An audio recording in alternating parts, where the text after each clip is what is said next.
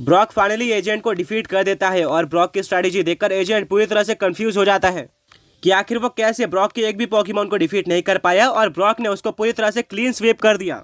ये ब्रॉक की तरफ से काफी हाई लेवल परफॉर्मेंस थी। ब्रॉक कहता है कि अब तुमने जैसा वादा किया था ऐश को केज से बाहर निकाल दो। एजेंट काफी गुस्सा होता है बट फिर भी वो चाबी ब्रॉक के हाथ में दे देता है और कहता है कि तुम ऐश को बाहर निकाल सकते हो। ऐश के फ्रेंड्स ओल्ड मैन और ऐश बहुत ही ज्यादा खुश हो जाते हैं। ब्रॉक चाबी लेके ऐश के केज के पास पहुंचता है पर तभी उसके पास एक थंडरबोल्ट गुजरता है जिसको देखकर ब्रॉक डर जाता है और अब सब सोच रहे होते हैं कि आखिर ये थंडरबोल्ट कहां से आया। ब्रॉक अपने राइट में देखता है और उसको एक सुपर स्ट्रॉन्ग पोकेमॉन यानी कि ओब्लिवियरियन देखने को मिलता है। सभी लोग इसको देखकर डायरेक्टली पहचान जाते हैं कि ये किसी और का नहीं बल्कि हेक्टर का पोकेमॉन है। इस पोकेमॉन को हेक्टर ने ऐश के खिलाफ भी यूज किया था। ओल्ड मैन कहते हैं ओ नहीं, क्या यहाँ पर हेक्टर भी है? अगर ऐसा होता है तो सिचुएशन काफी डिफिकल्ट हो जाएगी क्योंकि मैं और ऐश केज में है। हम ही 2 पोकेमॉन ट्रेस हेक्टर को डिफीट कर सकते हैं। लगता नहीं है कि ब्रॉक, मिस्टी और सही हेक्टर को हैंडल कर पाएंगे। ब्रॉक कहता है ओब्लिवियरियन तुम कहाँ से आए? क्या तुम्हारे साथ हेक्टर भी है? पर तभी ऊपर से एक आवाज आती है यहाँ पर हेक्टर तो मौजूद नहीं है पर मैं हूँ। ब्रॉक ऊपर देखता है और वहाँ पर और कोई नहीं बल्कि सिल्वर था जो कि पिछले साल का Pokemon world championship runner up है और इस बार वो फर्स्ट राउंड में ही एलिमिनेट हो गया था। ऐश कहता है सिल्वर तुम यहाँ पर क्या कर रहे हो? क्या तुम हमारी मदद करने आए हो? सिल्वर एक स्माइल देता है और कहता है तुम कितने बेवकूफ हो। ब्रॉक तुम्हारे केज में चाबी डालने जा रहा था और मैंने उसको रोक दिया। क्या तुम्हें लगता है कि मैं तुम्हारी मदद करने आया हूँ? ऐश काफी डिसअपॉइंट हो जाता है और कहता है मुझे नहीं लगा था कि तुम भी इतने बुरे इंसान निकलोगे। मुझे लगा था कि तुम हमारे साथ हो और तुम हेक्टर की मदद नहीं करने वाले। सिल्वर कहता है वेल ऐश, मैं तुम्हारी अभी भी काफी रिस्पेक्ट करता हूँ और तुम सच में काफी अच्छे पोकेमॉन ट्रेनर हो, पर जैसा कि मैंने तुम्हें पहले बताया था मैं हेक्टर का एक काफी अच्छा फ्रेंड हूँ। वेल फिलहाल के लिए हेक्टर तो यहाँ पर नहीं है बट वो मुझे ड्यूटी पर रख के गया है ताकि मैं तुम्हें बाहर ना निकलने दूं। उसने मुझे ओब्लिवियरियन भी दिया है। ऐश कहता है कि मैंने तुमसे ये कभी भी एक्सपेक्ट नहीं किया था। तुम्हें मेरे जैसे अच्छे लोगों का साथ देना चाहिए, ना कि हेक्टर जैसे बुरे काम करने वाले लोगों का। सिल्वर कहता है मुझे तुम्हारे शब्दों से फर्क नहीं पड़ता। हेक्टर हमेशा से मेरा एक अच्छा दोस्त था और रहेगा। मैं उसका हमेशा सपोर्ट करने वाला हूँ। ओल्ड मैन कहते हैं कि अगर तुम यहाँ पर हो तो हेक्टर कहाँ पर है? क्या वो खुद हमें डिफेंड करने नहीं आ सकता था? सिल्वर कहता है वेल ये काफी ज्यादा लंबी स्टोरी है। जिस तरह से तुम और ऐश के फ्रेंड्स आगे बढ़ रहे थे हेक्टर को अंदाजा हो चुका था कि तुम इजीली यहाँ तक पहुँच जाओगे और ऐश को छुड़ा भी लोगे, इसलिए वो यहाँ से चला गया और अब वो वहाँ पर पहुँच चुका है जहाँ पर ऐश के सारे लेजेंडरी और मिथिकल पोकेमॉन्स हैं। वहीं पर ताकि ऐश केस से बाहर ना निकल पाए उसने मुझे ड्यूटी पर लगा कर रखा है। अब तुम्हें ओब्लिवियरियन का सामना करना पड़ेगा और ऐश भी यहाँ से कहीं नहीं जाने वाला है। ब्रॉक काफी फ्रस्ट्रेट हो जाता है और वो डायरेक्टली ऐश के इन्फर्नेप को बाहर निकालता है।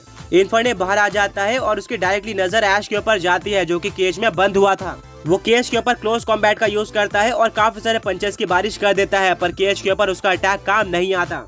ऐश कहता है इन्फर्नेप मुझे पता है कि तुम मुझे बाहर निकालना चाहते हो पर इस केज के ऊपर तुम्हारा कोई भी अटैक काम नहीं करेगा।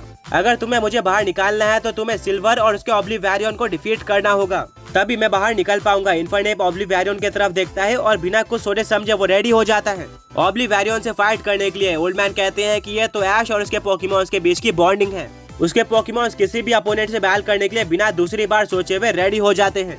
शायद ये क्वालिटी हमें किसी और पोकेमॉन ट्रे के पोकेमॉन में ना देखने को मिले। वेल अब फाइट शुरू हो जाती है। इन्फर्नेप फ्लेम थ्रोअर का यूज करता है, वहीं पर ओब्लिवियरियन अपने स्पीड का यूज करके इस अटैक को इजीली डॉज कर लेता है एंड फिर अनलीश करता है एक डार्क पल्स अटैक को। आगे बढ़ने से पहले पिछले पोके क्विज के विनर्स ये रहे एंड आज का क्वेश्चन ये है कि इस बार के पोकेमॉन वर्ल्ड चैंपियनशिप के टॉप 4 पोकेमॉन ट्रेनर्स कौन से थे? ब्रॉक कहता है इन्फर्नेप अभी जंप करो और इस अटैक को डॉज कर लो। इन्फर्नेप बिल्कुल ऐसे करता है जिससे वो डार्क पल्स से बच जाता है। ब्रॉक कहता है इन्फर्नेप बहुत बढ़िया, अब तुम काफी ऊपर हो और इस हाइट का यूज करके मार्क पंच अटैक का यूज करो। इन्फर्नेप आगे बढ़ता है और ओब्लिवियरियन के ऊपर मार्क पंच अटैक का यूज कर देता है जो कि सुपर इफेक्टिव था। ओब्लिवियरियन को डैमेज तो पड़ता है पर ऐसा लग रहा था कि उसको इससे ज्यादा फर्क नहीं पड़ा था। सिल्वर कहता है ओब्लिवियरियन चलो इन्फर्नेप को मजा चखाते हैं, अभी यूज करो डार्क कैनन अटैक का। ओब्लिवियरियन एक काफी बड़े डार्क स्पीयर को क्रिएट करता है और इन्फर्नेप की तरफ अनलीश कर देता है जो कि इन्फर्नेप पर लग भी जाता है। इससे इन्फर्नेप काफी तेजी से दीवार पर जाकर टकराता है और उसको काफी डैमेज भी पड़ता है।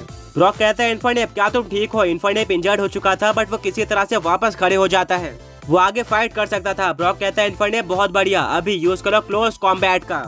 इन्फर्नेप जंप करता है और ओब्लिवियरियन के पास पहुंच जाता है क्लोज कॉम्बैट यूज करने के लिए, बट इसके काउंटर में सिल्वर ओब्लिवियरियन को शकर पंच अटैक यूज करने के लिए बोलता है। यह अटैक इन्फर्नेप पर लग जाता है बट इन्फर्नेप इसको सह लेता है एंड ओब्लिवियरियन के ऊपर लगातार काफी सारे पंचेस की बारिश कर देता है। इस सुपर इफेक्टिव अटैक से ओब्लिवियरियन को हैवी डैमेज पड़ता है और अब इन्फर्नेप जमीन पर लैंड कर जाता है। ब्रॉक कहता है इन्फर्नेप बहुत बढ़िया, तुम एक काफी स्ट्रॉन्ग पोकेमॉन को डोमिनेट कर रहे हो, पर तभी इन्फर्नेप लड़खड़ाता है और जमीन पर गिरकर हार जाता है।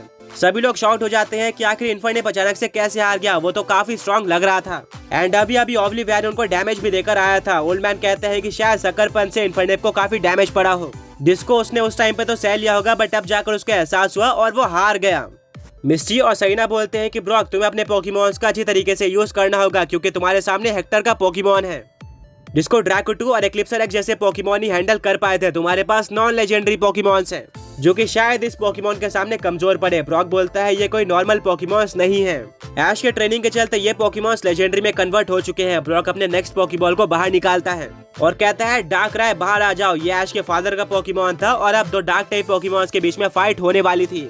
बैटल शुरू हो जाती है। डार्कराय और ऑब्लिवियन दोनों ही डार्क पल्स अटैक का यूज करते हैं और ये अटैक आपस में टकरा जाते हैं। मिथिकल पोकेमॉन ऑब्लिवियन का अटैक ज्यादा पावरफुल साबित होता है, जिससे वो डार्कराय के डार्क पल्स को ओवरपावर करते हुए डार्कराय के ऊपर लग जाता है, जिससे डार्कराय को डैमेज पड़ता है। ब्रॉक कहता है डार्कराय शैडो बॉल अटैक का यूज करो। डार्कराय का शैडो बॉल ऑब्लिवियन के पास पहुंच जाता है और तभी सिल्वर कहता है अभी नाइट स्लैश का यूज करो एंड इस शैडो बॉल को डिस्ट्रॉय कर दो। ऑब्लिवियन ऐसा ही करता है और वो शैडो बॉल को डिस्ट्रॉय भी कर देता है।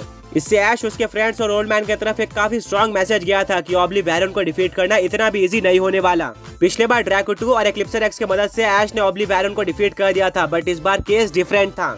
ऐश और ओल्ड मैन केज के अंदर होते हैं और वो पूरी तरह से हेल्पलेस होते हैं। ब्रॉक कहता है डार्कराय, हमें कुछ डिफरेंट करना होगा, अभी शैडो क्लॉ अटैक का यूज करो। डार्कराय ऑब्लिवियन के पास पहुंच जाता है।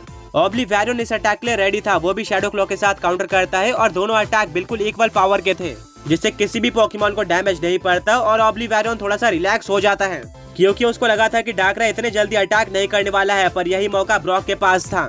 ब्रॉक कहता है डार्कराय अभी अपने सिग्नेचर अटैक यानी कि डार्क वॉइड का यूज करो। डार्कराय मौका देखकर डार्क वॉइड यूज कर देता है, जिससे ऑब्लिवियन एक अलग ही वर्ल्ड में चले जाता है और सो जाता है। उसको नाइटमेयर्स आना स्टार्ट हो जाते हैं। सिल्वर कहता है ऑब्लिवियन क्या तुम ठीक हो, अभी तुम्हें उठना होगा। पर सिल्वर और ऑब्लिवियन की बॉन्डिंग उतनी स्ट्रॉन्ग नहीं थी, जिससे ऑब्लिवियन को सिल्वर की आवाज नहीं सुनाई देती।